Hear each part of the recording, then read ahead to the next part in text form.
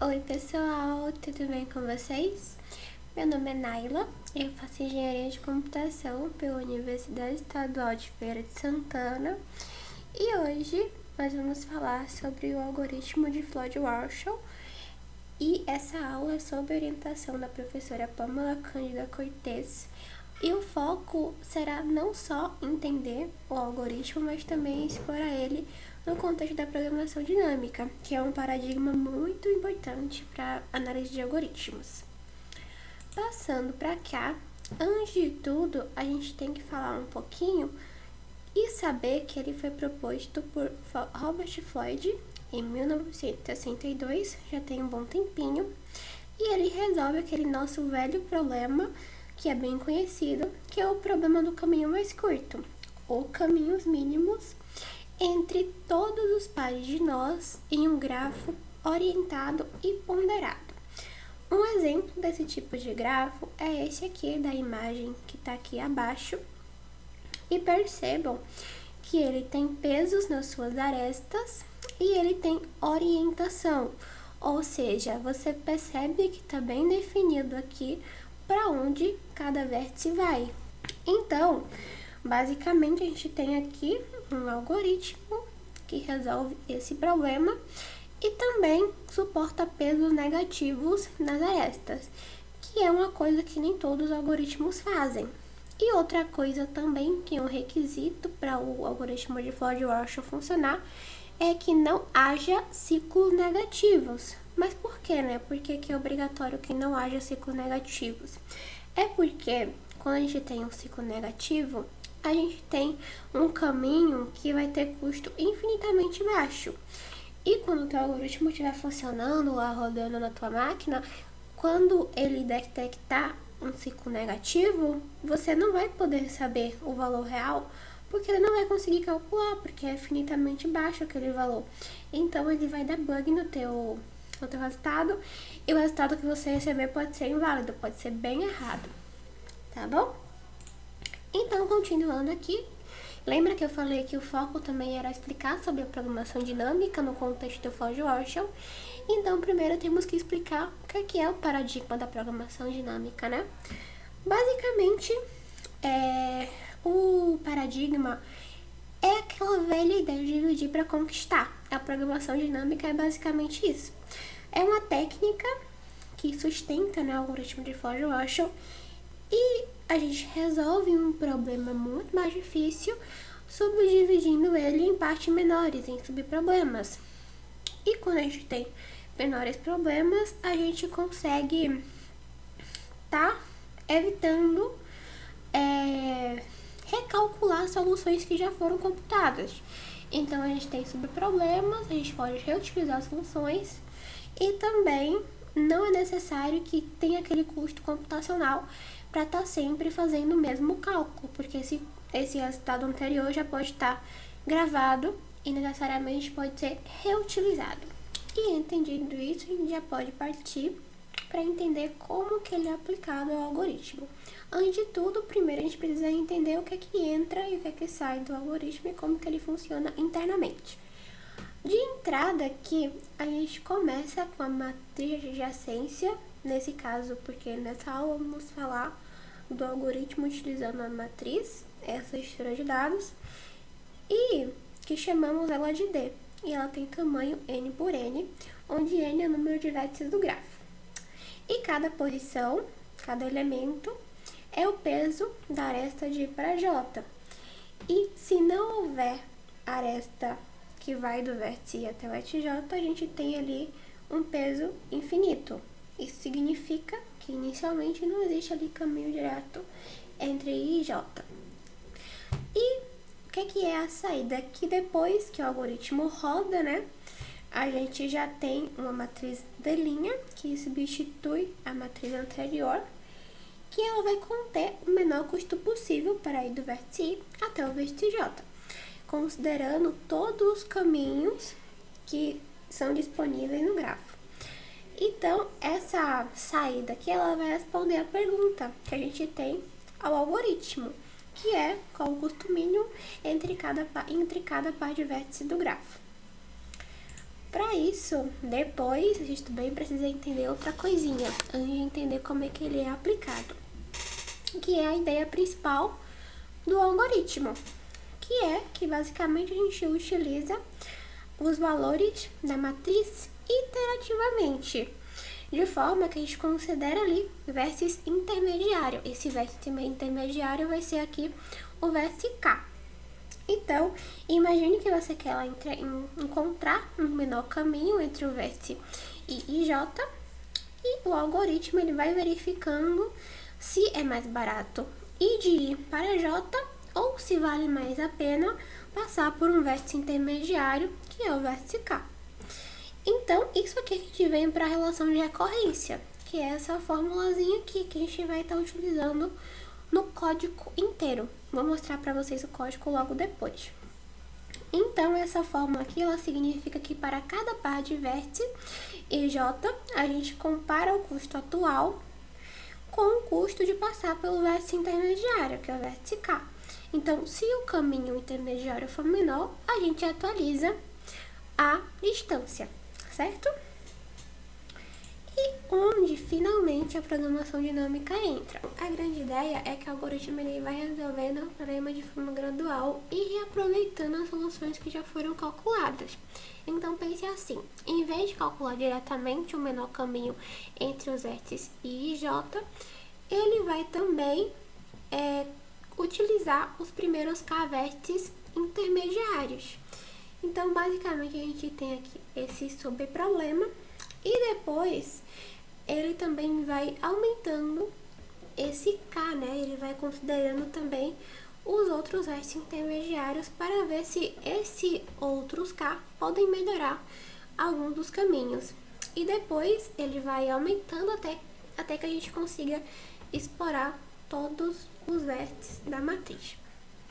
E a mágica, né, ela acontece que para calcular esse K intermediário, o algoritmo ele vai reutilizar as soluções que foram utilizadas na etapa anterior. Então, por exemplo, para calcular ali o valor entre I e J, ele precisa utilizar K e KJ. Então, necessariamente, ele já vai ter ali computado algumas soluções e necessariamente ele pode reutilizar, certo? Então, esse reaproveitamento das soluções é o que define a programação dinâmica. Então, por isso que é a base, né, do algoritmo de Floyd-Warshall. E agora aqui vocês já podem olhar finalmente o nosso pseudocódigo. Percebam aqui que a gente tem aqui a matriz de distância, que no caso é a nossa D, que eu falei anteriormente, a nossa entrada para o algoritmo. E a gente tem aqui 3 laços alinhados que percorrem todos os vértices da matriz.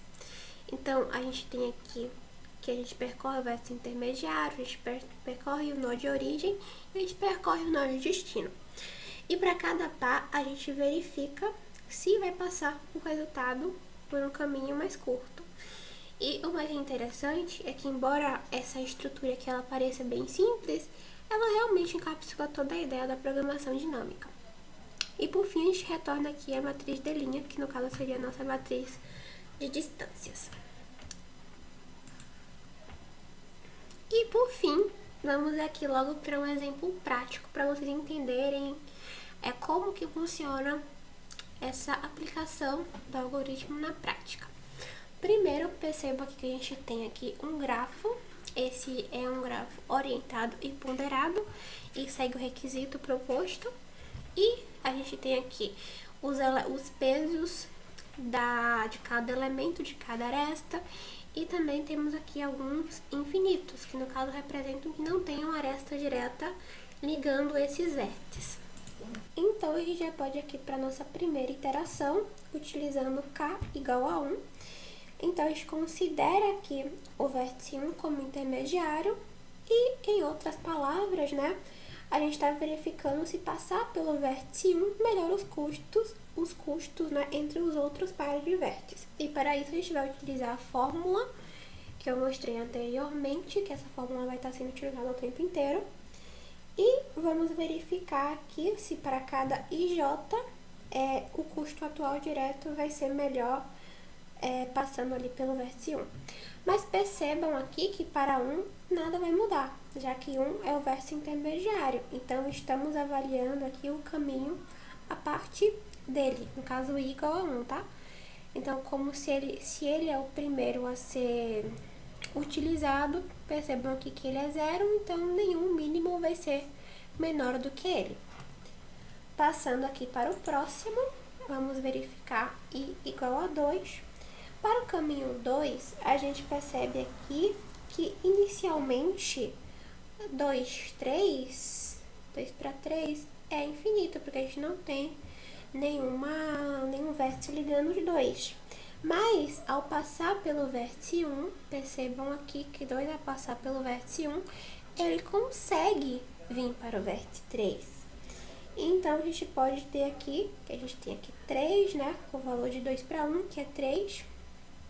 E, necessariamente, a gente tem que ir para 1, a gente utiliza 5. Então, vai ser 3 mais 5, que é 8. Então, 8 é menor do que infinito? Sim. Então, a gente troca aqui o infinito por 8. Perceberam? E depois, a gente vai aqui para I igual a 3. Mas, logo de cara, a gente percebe aqui que o valor de 3,1 é infinito. Então, nenhum aqui vai ser menor. Então, a gente não consegue melhorar aqui em nada, certo? Então, agora já passamos, verificamos se passando pelo K1 a gente consegue algum resultado melhor. Percebemos que sim, conseguimos uma melhora aqui, mas a gente vai ter que agora passar para K igual a 2 para verificar se lá também vai ter alguma melhora. Passando aqui para nossa primeira iteração, a gente percebe que nenhum valor muda, pois D12 também já é o melhor valor, que é igual a 8, e 13 também já é o melhor valor, que é 5. Então, eles já são os melhores valores possíveis para o contexto do K intermediário igual a 2. E agora, para I igual a 2 é a mesma coisa. Também já temos aqui os nossos melhores valores possíveis. E logo depois podemos ir aqui para o I igual a 3, que a gente tem sim uma melhora, que é no caso aqui do 3 para o 1. Que antes a gente tinha aqui infinito, agora a gente tem aqui o 5, porque antes a gente não tem nenhum vértice que vá de 3 para 1, né? Mas agora a gente consegue perceber que partindo do vértice 2, a gente consegue vir aqui para o vértice 2 e para o vértice 1. Então, a gente vai 3 mais 2, que é o custo, né? Que é igual a 5, 5 é maior que infinito, sim, então é atualizado, certo? Agora, a gente já pode passar aqui para o nosso K intermediário igual a 3. E agora, vamos verificar aqui também, fazer o mesmo processo de igual a 1. A gente já tem uma atualização aqui logo de cara, que o melhor custo antes era 8. Mas agora, a gente percebe que o menor custo é 7, porque antes a gente vinha aqui direto, né? Do 1 para o 2, que o custo era 8, mas agora a gente consegue perceber que do 1 para o 3, o custo é 5, e do 3 para o 2, o custo vai ser 2. Então, 5 mais 2, 7, e, consequentemente, o custo de 1 até 2, 7 é menor que 8, então é melhor, né? Então, a gente consegue atualizar aqui e ter uma matriz melhor, uma matriz de distância com valores melhores, né? Passando aqui para o próximo, já temos aqui de I igual a 2, não muda nada, que ele também não tem ali nada para melhorar. E para o I igual a 3 também não muda nada. E por fim, a gente tem aqui a nossa D', né, que é o nosso resultado, a nossa matriz de distância com os melhores custos possíveis. E ela nos dá aqui uma visão completa de todos os menores caminhos entre todos os pares, né, considerando todas as combinações possíveis com os caminhos intermediários. E a gente tem aqui como é que funciona o algoritmo de Floyd-Warshall. Agora que já entendemos como o algoritmo funciona, a gente pode comparar ele com outro, né? Então, na tela aqui vocês estão vendo uma tabela comparativa, que a gente tem aqui outros algoritmos de caminho mínimo, como o Dijkstra, Bellman-Ford. Cada um deles aqui tem suas características e limitações. Então vamos destacar aqui o que é que importa. Porque aqui, né, no meio de tantos outros, a gente tem aqui, a gente também tem a opção de usar FlowDWatch. Por que usar ele, né, quando a gente já tem tantos outros algoritmos? Basicamente, o FlowDWatch ele resolve o problema para todos os pares de vértices de uma só vez. Só isso já é uma ótima opção, um ótimo algoritmo. E ele também suporta pesos negativos, algo que, por exemplo, o Dijkstra não pode fazer, né? E também, a gente também tem que... Aqui a gente tem a complexidade, mas antes, por favor, não se assustem aqui com a complexidade de n ao cubo, porque primeiro a gente tem que entender de onde que vem essa complexidade. Primeiro, lembrem lá que no algoritmo, no pseudocódigo, a gente tem 3 laços alinhados. Então, a gente tem um laço externo que percorre o vértice intermediário K, a gente tem 2 laços internos que percorrem os pares de vértices. Então, como a gente tem lá também a nossa fórmula, a gente tem um tempo constante para cada par de vértices. E multiplicando tudo, a gente tem ali que o laço externo vai fazer n ao quadrado, né, de iterações, e com laços externos, com o laço interno, a gente vai ter n ao cubo, porque vai ter ali a multiplicação. Então, no algoritmo ele vai ter essa complexidade aqui. Mas por que que isso importa, né? Ele é mais lento do que o Dijkstra, né? Que vai estar trabalhando ali com essa complexidade aqui. Mas mesmo assim ele vai se destacar porque ele vai resolver o problema para todos os pares de vértices. E ele é simples de implementar, né? Então, basicamente, se o Dijkstra fosse resolver esse problema aqui, ele poderia ter que repetir o algoritmo mais de uma vez para cada vértice. Então, isso em grafos grandes poderia até custar bem mais caro para ele, dependendo da situação. E por fim, muito obrigada. Por hoje foi só. Espero que vocês tenham gostado da aula e podemos aqui passar para as referências.